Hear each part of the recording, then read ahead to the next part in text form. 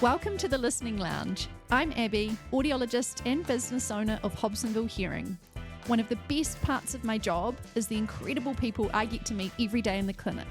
So once a month, I'm going to interview guests and share their unique stories. Now let's jump into this month's episode. Welcome to the Listening Lounge episode 4. I've got Chris Clay here with me, and I met Chris recently just for a very brief appointment in the clinic, and we got talking about his life. And I said to Chris, hey, I actually have a podcast and I would love to record an episode with you. And Chris very kindly agreed to come on. So welcome, Chris. Thank you very much, Abby. Nice to be here. Chris, you've got a bit of an accent. Tell me about your background and your early life. Well, I was actually born in Birmingham in England in the middle of the Second World War. Wow. 1943. But my family shifted to North Wales. So my parents had Birmingham accents. Yes. And I was brought up in North Wales. So my older brother, has a slight Welsh accent, but I never picked up much of an accent because of an accident that I had when I was 8, and which I'll tell you about shortly. Tell me. Oh, yeah. Okay. Okay. We lived in a place called Llandudno in North Wales. And one of the peculiarities about the setup there is that the houses are sort of back to back with an alleyway running between them with about a 7-foot high stone wall between the alleyway and the back gardens. I can see where this is going. And when I was about 8, a whole bunch of us local kids were out getting firewood to make a bonfire in Davy Jones's back garden. When this other boy who had an axe with him decided that he didn't need his axe any longer, and he was out in the alleyway and tossed it over the wall into Davy Jones's back garden, where it landed in my head. Oh, my goodness. That was not where I thought that was going. And so as a consequence of that, I lost my speech. Yeah, okay. For a few years. Mm-hmm. What were some of your fondest childhood memories? I don't actually have many fond childhood memories, but I did used to enjoy collecting and keeping pets. Okay. So your passion for animals morphed into a career, didn't it, Chris? Yeah, that's right. So tell us about that. When I was about 16, my father said, they couldn't afford to send me to university and I had to get a job. And he actually wanted me to go and work in a hardware shop around the corner. And which would really have done me good as far as my speech impediment was concerned. But of course, like a typical kid, I wanted to avoid having to talk to all these people that I would have had to do had I worked in a shop. And so I came up with a brilliant idea of working with animals, which I already, did to a certain extent. And my parents had a pet shop. So I said to my father one day, well, how about if I work with animals? He said, okay, I'll get you a job on a farm. I said, I don't want to work on a farm. So there's cows and sheep. That's boring. He said, what do you want to do then?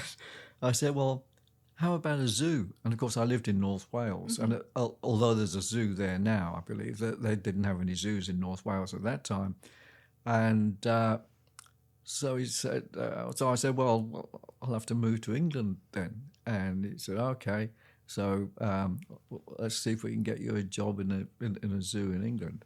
And so I, with my father's help, got a job at Dudley Zoo in the West Midlands. And so I left home at 16. Wow. And went off and became a zookeeper. I was there for about 4.5 years. I had a few interesting incidents happened at Dudley Zoo. I worked in the reptile house and the aquarium there. That they had some insects in there as well. And one of the more interesting insects they had was a bird-eating spider. They had this peculiar setup where you had a row of large aquariums on the bottom, and then above them was a row of smaller ones. And some of those smaller ones had the insects in. And I was standing on this little platform behind one of the big aquariums, leaning over the top, and I just put my hand in, and I put it around this bird-eating spider's water dish. I was going to change its water, and just as I put my hand on the water pot, it jumped on the back of my hand. Oh my gosh! So I'm standing there on this little 6-inch wide platform, leaning over the top of this aquarium with a birdie spider sitting on my back of the hand. And so I worked with this other guy called Ray. And so I'm standing there shouting, "Ray! Ray!" Eventually he heard me. And I'm standing there with this bird-eating spider on the back of my hand. And I say, "Ray, the bird-eating spider's jumped on the back of my hand. What should I do?" Ray stands there with a big grin on his face and he says, "Don't move." So I was standing there for about 20 minutes with this thing on the back of my hand until it decided to move off. Oh. Well, that was quite an interesting little story. And then I had a couple of really good, interesting incidents in the reptile house. Mm-hmm. First thing in the morning, if you were the first one in the building, you had to go around the public area, the public passageway, and check that everything was in its place before you went into the service corridor. Mm-hmm. And this one particular morning, I got halfway round to where the big pythons were. Oh my god! And there was 3 big pythons in there. There was a reticulated python, which was our biggest snake. That was about 17.5 feet long, which is quite big. I'm trying to think of it in meters. That would be like 5 meters or something. It's pretty long, and it's about that sort of. So I just think it's 20 centimeters in diameter. Yeah. So I mean, it was big enough to swallow goat kids. Oh my goodness. Anyway, so there were 3 pythons in that enclosure. There was a reticulated python, an Indian python, which was a bit smaller. That was only about 12 or 13 feet, and a boa constrictor. That was the smallest. That was the smallest of the 3. And anyway, the door was the service door to that enclosure was ajar. Oh my goodness! And I couldn't see the reticulated python. Oh my goodness! So anyway, I carried on going around the public corridor, checking the inmates. And then I got round to the little office area. I went in there, and we had these field telephones connected between the reptile house and the aquarium, and I rang up the aquarium to tell Ray, my supervisor, that the reticulated python wasn't where it should have been, but I couldn't get a reply. So I foolishly, but typically for a 19-year-old, who, most 19-year-old males think they're indestructible. It's an underdeveloped prefrontal cortex. Yeah.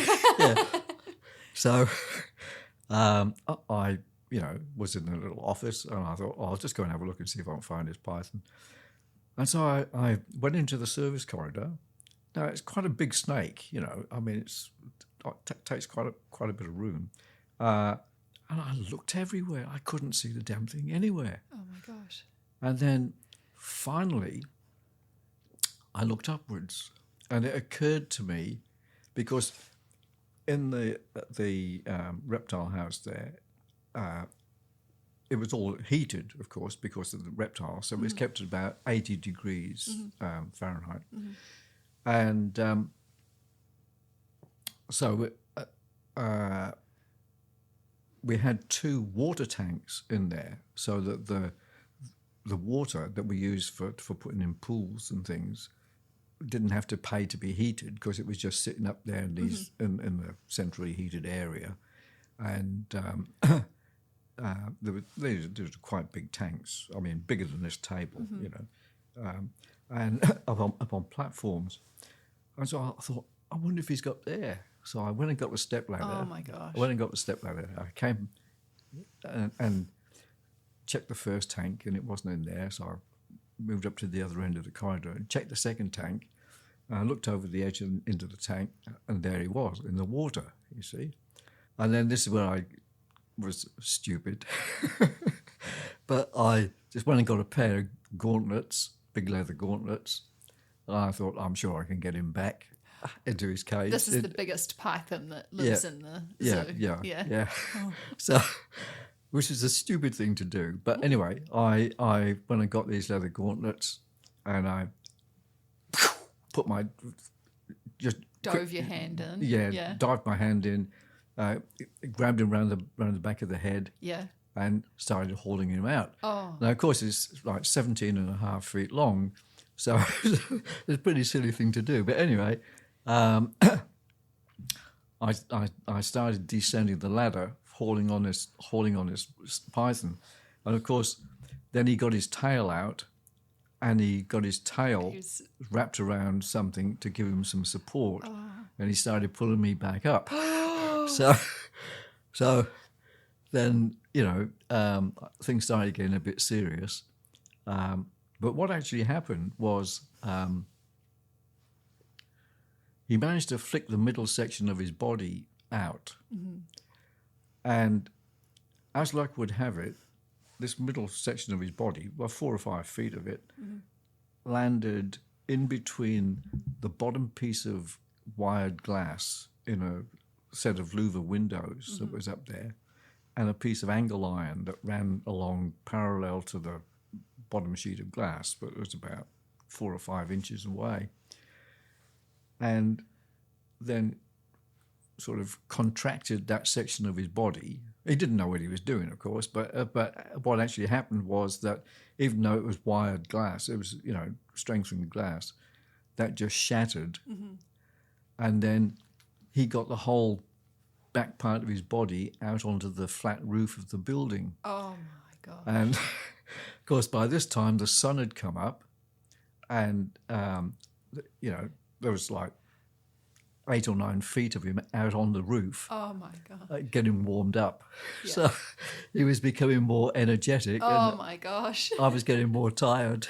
I'm just trying to envisage this. Imagine being a groundskeeper and looking at this person trying to wrestle the half of a snake out of the top of the building. So anyway, by this time, Ray was trying to get hold of me on the phone. Because I hadn't been able to get hold of him. And Ray wanted me to do something, and the phone was ringing downstairs. The snake was half out on the roof. I was hanging onto the front end of the snake, and so after trying a few times, eventually Ray came storming down to the reptile house because he wanted me to do some job for him, but of course he couldn't contact me because I had my hands full. Wrestling a snake. Yeah. A python. Yeah. And so anyway, then Ray eventually turned up and we got it down between us and got it back into its enclosure. So that was quite eventful. I got told off a bit for that. Yeah. I think you were working at the zoo when you saw a sign advertising for workers in Australia. Oh, yeah, I was still working at the zoo, yeah. And one day I was walking home and I saw this great big billboard had come up saying, "Emigrate to Australia for £10. And so I thought, wow, that's what I've got to do. So anyway, I made some inquiries and I found that I needed a sponsor to get me to Australia. And I didn't know anybody in Australia. And then one day I was driving around the zoo in the van and I stopped to go into the children's zoo and I heard this Australian accent. I thought, oh, that sounds like an Australian. And I went around and was sort of eavesdropping on all these conversations, trying to find where this Australian accent was coming from. And it turned out to be this old lady. Mm-hmm. And so I just went up and introduced myself to her. I said, "Excuse me," I said, "Are you from Australia?" And she said, "Yeah, that's right." So I said, "Hi," I said, my name's Chris. I said, "I wonder if you could possibly do me a favour." And she said, "Oh, it depends on what it is." So I said, "Well, I want to emigrate to Australia, which I could do as a £10 assisted passage migrant if I had a sponsor, but I don't know anybody in Australia. Would you like to sponsor me? Complete stranger. Yeah, a complete stranger. And she says, well, I don't know you. And I said, well, I'll tell you what, come and meet me down at the cafeteria at 12 o'clock and I'll buy you lunch and you can get to meet me. You can get to know me.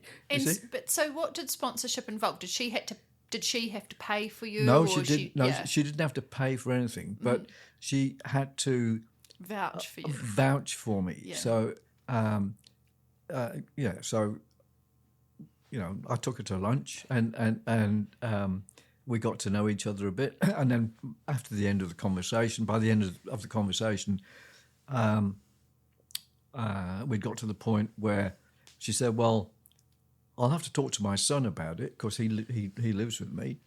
But, we exchanged contact details and so forth. And then a couple of months later, I heard from her saying, yeah, I've talked to my son about it and we'll take you on. Amazing. Yeah. So it just shows, you've got to have a go. Yeah. If you don't take a bit of a risk now and then, I wasn't really risking anything except some... That's a long way away, though. And you were, what, 20? 21. 21. I was 21 when I got there, yeah. Yeah. So I would have been 20. Yeah. How did your parents feel about that? They were reluctant for me to go. But, I'd already been away from home for about 4 years. Sure. Since 16, And so... they were sort of used to it. But anyway, that's what I did. I moved in with this dear old lady whose name I can't remember and her son in Bankstown. Was this the woman that you'd met, though? Yeah. Oh, yeah, my gosh. Yeah, so you actually moved in with her? Yeah, with her and her son. Yeah. Oh, cool. And that was in Bankstown, Yeah. which is on the south side of Sydney. And... she helped me get my first job, which was in a big 2-story pet shop called Toy Fisheries. Their main thing was aquariums and tropical fish and things, which suited me down to the ground. So I worked in Toy Fisheries for a while, and then I applied to get a job at Taronga Park Zoo, which is on the North Shore. And so I got fixed up with the job at Taronga Park, but I had to move then because, it was too far to travel. Well, I started off travelling from Bankstown, but for me to get to work entailed me taking a bus down to the railway station, taking a train into Circular Quay, taking the ferry across to the North Shore, and then either walking or catching another bus up to the top gate of the zoo. So that's 2 buses, a train and a ferry just to get to work, So I didn't do that for very long, but then I shifted to the North Shore. I didn't like it all that much there, mainly because of the guy who was running the zoo, who was an old guy called Sir Edward Holstrom. And he was a funny old so-and-so. Not funny, ha-ha, but funny strange. Yeah. The staff reckon he was being kept alive on these injections from monkey glands. He was as old as hell. But he had these, strange ideas, one of which was he had, a few years previously, had all this concrete applied to the chain link mesh fences around some of the animal enclosures, which reflected a lot of sunlight and made the enclosures even hotter than they would have been otherwise. Yeah. And that was really, really tough on me because I'd just come out from the UK and I'd never been used to that sort of heat. And so I only did it for about 6 months. And I'd never worked with hoofed animals before, but Holstrom's idea was that they'd put me up there with the hoof stock to make a man of me, because I've always been a bit undersized, you know. And so, and he said to Ernie, the head keeper, stick him up with the ungulates and see if you can make a man of him, sort of thing, you know.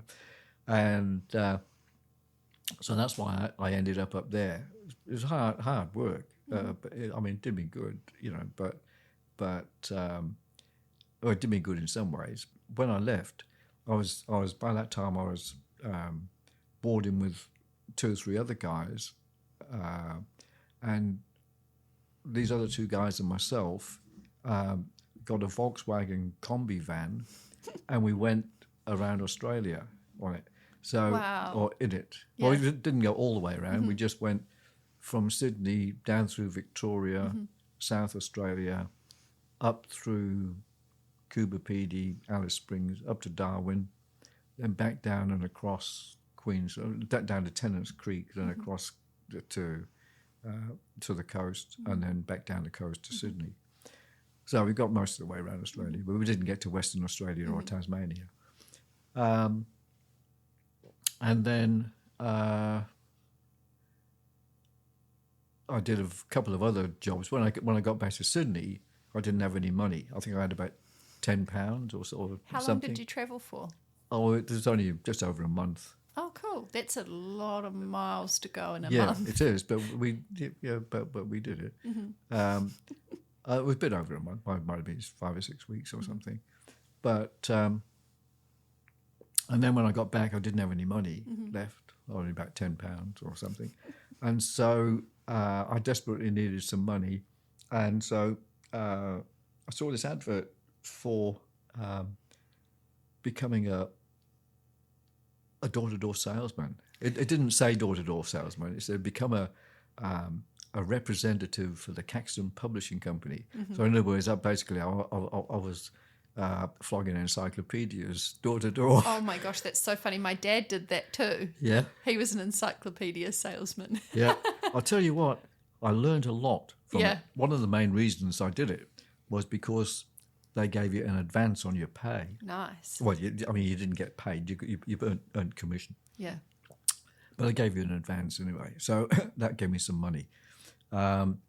So they put you on this week-long training course, which was very, very good. And so we did things like we'd have to take it in turns to stand up and talk for 2 minutes on a particular subject. And the particular subject could be something really simple, like apple. Talk about apples for 2 minutes. Yeah. You try talking about apples for 2 minutes. Yeah. It's not that easy. You've got to think about every little thing you could possibly think training. of. Yeah. You know, to spin it out for 2 minutes. And so we did that for a week, and then we got sent off to go and place these sets of encyclopedias. So placing a set of encyclopedias meant that you didn't sell them, you gave them the set of encyclopedias, but it cost them £146 or whatever it was in those days to keep it up to date for the next 10 years. Yeah. You've got to remember, I still had a speech impediment, a bit of a speech impediment. I didn't have any money apart from what they'd given me for that advance, which wasn't a lot. And so the first night, I didn't sell any. I didn't have any luck at all. Second night was just as bad, and I ended up. I remember sitting on this front wall of someone's house. I was just about crying my eyes out because I thought, what the hell am I going to do now? And then the next night, I went out. I sold 2 sets of encyclopedias. Oh, cool! I had more money than I'd had for weeks, and I eventually became quite good at it. So they made me a field manager. Oh my gosh! And so, how did that impact your speech impediment? The speech impediment thing. I tried various things over the years. Some things worked better than others. So one of the things that worked really well in some ways, was me leaving home at 16 because I got away from the people who expected me to have a speech impediment.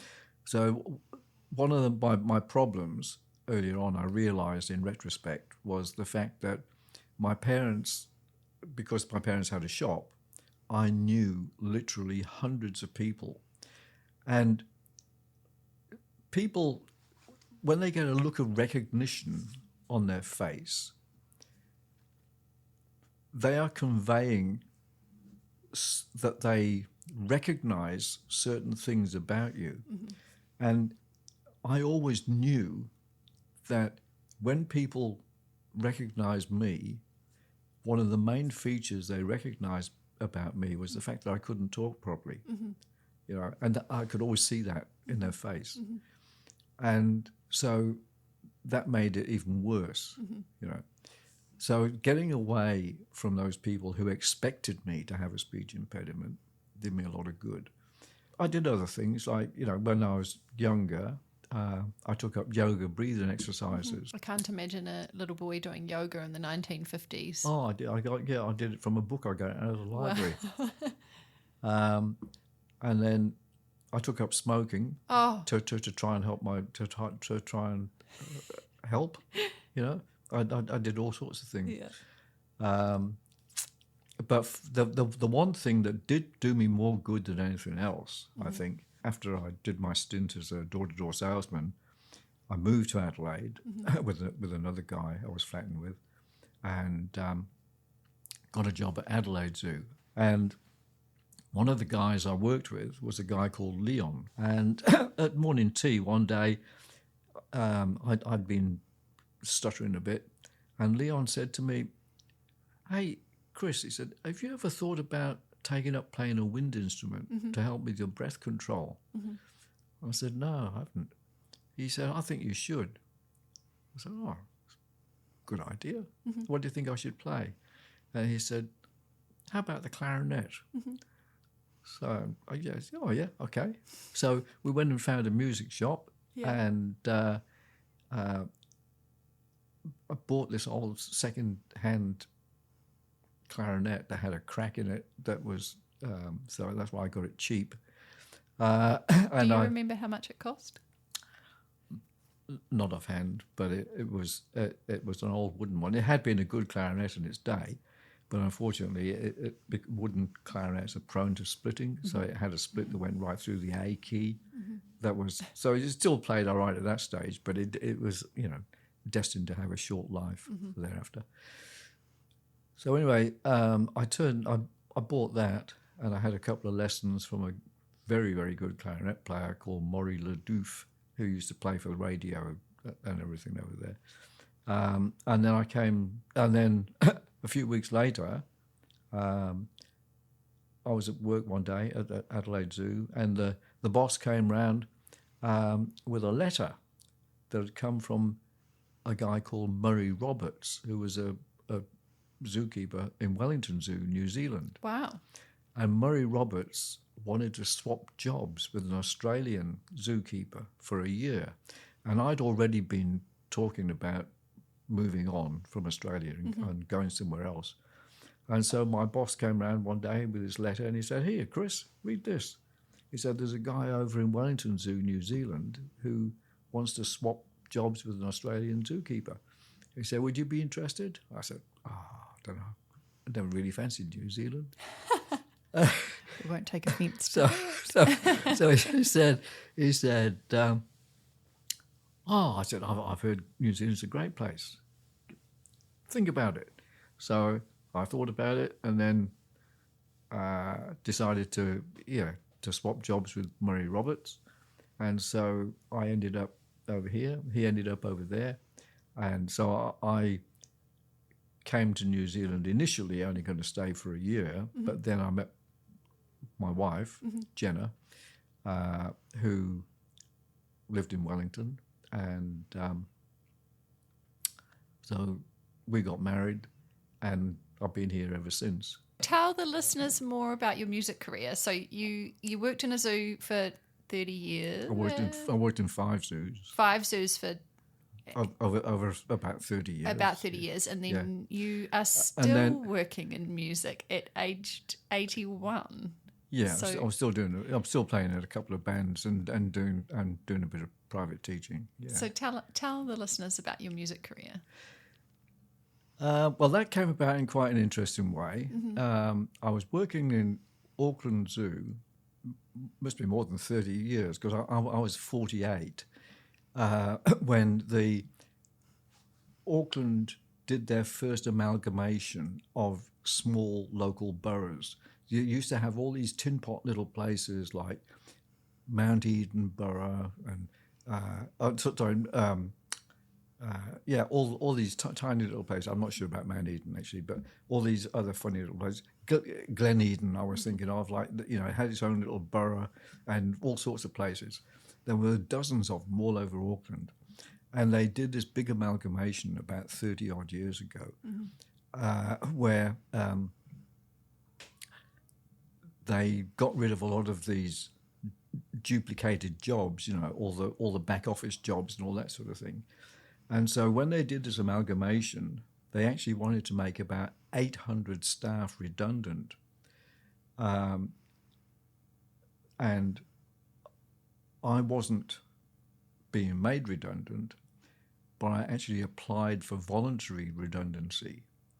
And so I got out with a lump sum payment at the age of 48, which enabled me to pay off the mortgage and so on. And then I just, well, it's a bit like I was saying earlier on, you know, you've got to be brave sometimes and make that jump. And so I took voluntary redundancy and got out with this lump sum payment. And people said, what the hell are you going to do for a living? You've only ever been a zookeeper. And I said, well, I'm going to see if I can get work as an itinerant music teacher. And as it turned out, there was a guy called Jim Langerbeer who was a very good itinerant saxophone, clarinet and flute teacher who had become a Zen Buddhist. Oh my gosh. And he wanted to take 12 months leave of absence to go off to some Zen Buddhist monastery somewhere. So I just taken. So random. Yeah, well, I just taken this redundancy, and I got a phone call one day from Jim who said, "Hey, Chris," he said, "I heard you left the zoo." I said, "Yeah, that's right." He said, "Would you like to do my job for a year?" I said, "Yes." Wow. Wow. Yeah. Perfect timing. You know, and so. How that came about was the fact that there's plenty of music teachers around, plenty of itinerant music teachers, or would be itinerant music teachers around. But Jim needed somebody who could teach saxophone, clarinet, and flute. And he could find people who could teach sax and clarinet, and he could find people who could teach sax and flute, but he couldn't find anyone who could do all three. And then he heard that I'd left the zoo, and he knew I could. And so I became a full-time itinerant music teacher. And then when he came back, he didn't want the full-time job back anymore, so I just kept doing it. And I did it for about 30 years. Wow. But you still do it? Around the high schools. Yeah. Yeah, but I'm only doing it part-time at home. You know. What's your favourite part about being a music teacher? Well, I enjoy playing. That's the main thing. The teaching is good if you've got good students. It can be not so good if you're having to teach kids who don't particularly want to learn. I went through a situation with a couple of schools where they made learning an instrument compulsory. And excuse me. And I found that very frustrating, because some of the kids just didn't want to be doing it. They'd rather be out playing sports or something, you know. But if you've got good students, it's very satisfying work. It's really good, you know.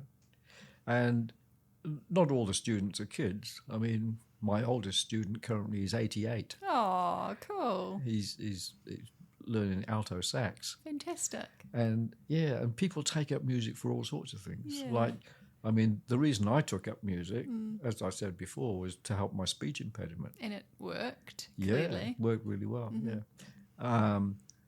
The reason my 88-year-old student took up music is to keep his brain active, you know, because he was afraid he was starting to lose things, lose it a bit, you know. Yeah. So it's a real challenge for him, but he's doing all right, you know. It's so cool.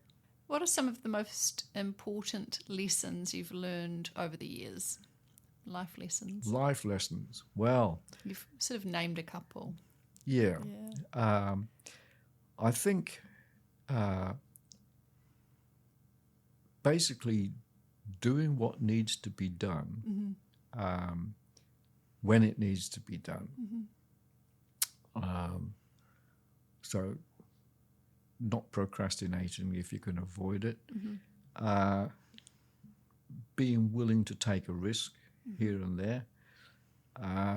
You know, I mean, you have to obviously look into things and be aware of what you're doing. And that applies whether it's to do with your health and exercise, or whether it's to do with investing in shares, or whatever it might be, or building something, you know. I mean, like most people, I've come unstuck a few times. I've had God knows how many bones broken and had various accidents, some of which have been totally beyond my control, and others which have been due to my own carelessness or taking too many risks or whatever. But, you know, you do have to take some risks. But obviously you need to temper that with a recognition of your own limitations. But I think the problem for most people is that they err too much on the side of ease, comfort, and not being willing to accept a bit of discomfort. You know, I think one of the most important things is to keep moving. How do you stay healthy and active? Well, I just remain active. I mean, I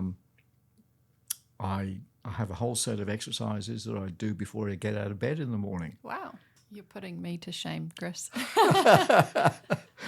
Yeah, I've got a thing, pull-up bar I put in the doorway and do some pull-ups.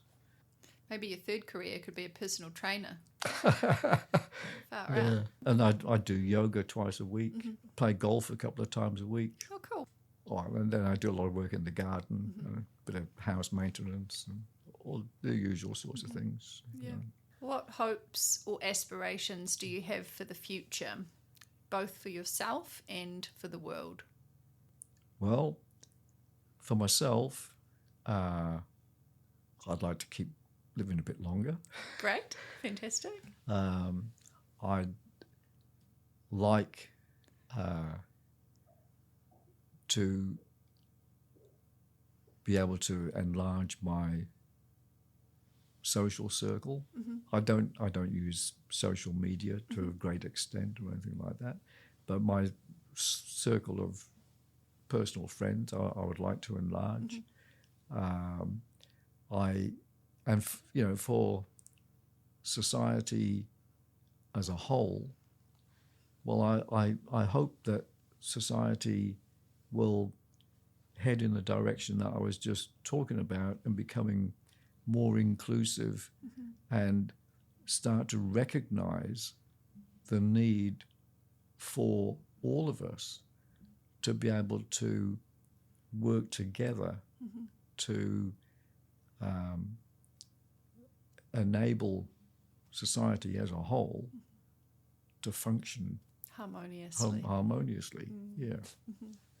Because, I mean, life is, it's like a musical composition. I mean, you've got, if you think about a symphony or something, you know, a big, you know, music on a big on a big scale. All those parts have to fit together, and every one of those musicians has to perform their own part synchronously with everyone else, and so that it's like a giant jigsaw, but moving. Thank you so much for coming on the Listening Lounge, Chris. It's been really, really great to chat to you. That's a pleasure. Thank you for inviting me. Most welcome.